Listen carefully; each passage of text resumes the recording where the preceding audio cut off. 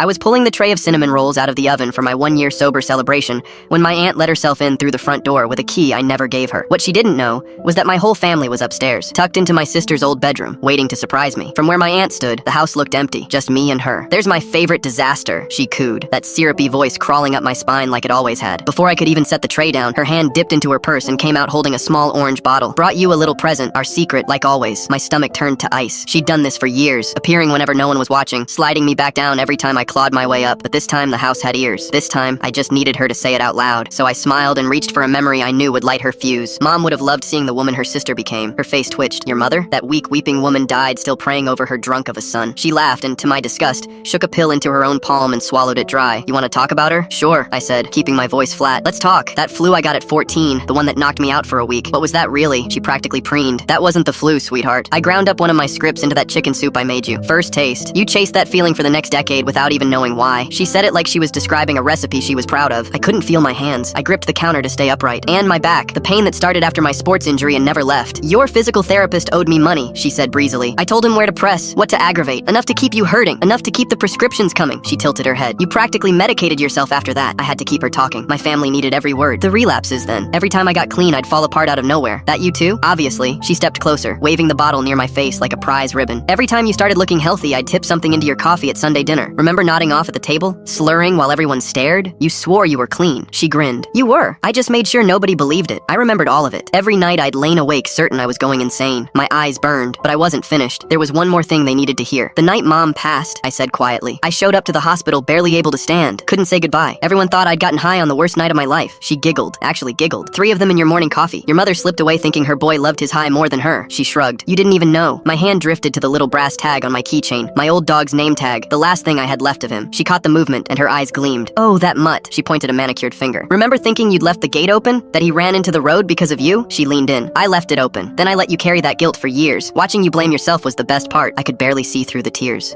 "Why? What did I ever do to you?" She slammed the bottle down on the counter so hard a pill skittered across the tile. "Because you existed. Every holiday your mother spent worrying about you. Every dollar that went to your rehab instead of my life. You were proof. I always came second." Her lip curled. "But look at you now. Sober, sure, and hollowed out. The damage is done and no one alive will ever know it was me." That's when the glass shattered upstairs. A picture frame knocked off the railing. My aunt spun around so fast she nearly lost her heels. At the top of the stairs stood her own daughter, the cousin who'd defended her my entire life. Phone in a shaking hand, screen still recording. Behind her, my father, my brother, my grandmother, the whole family, packed into the hallway, every face bloodless with horror. They had heard all of it. One by one, they came down the stairs, walking straight past her like she was furniture, and folded me into their arms. My cousin reached me last, tears streaking her face. "I'm so sorry," she whispered. "I believe you. I've got the whole thing."